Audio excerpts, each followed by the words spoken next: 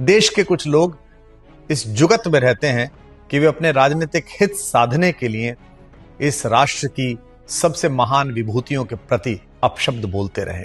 राजनीति अपना कर्तव्य समझे, लेकिन युग के कवि का कर्तव्य है कि वो उस पर टिप्पणी करे।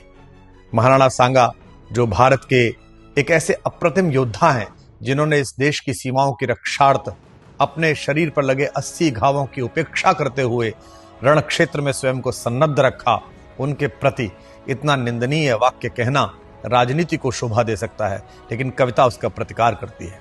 जुगनू की कुछ औलादों ने सूरज पर प्रश्न उठाए हैं, शेरों की मांदों के आगे कुछ ग्राम सिंह चिल्लाए हैं।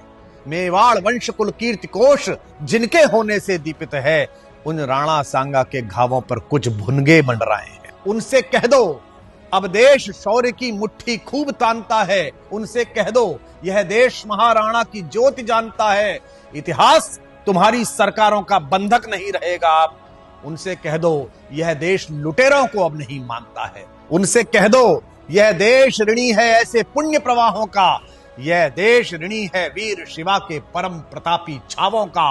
उनसे कह दो वे राजनीति का गुणाभाग घर पर रखें, यह देश ऋणी है महाराणा सांगा के 80 घावों का।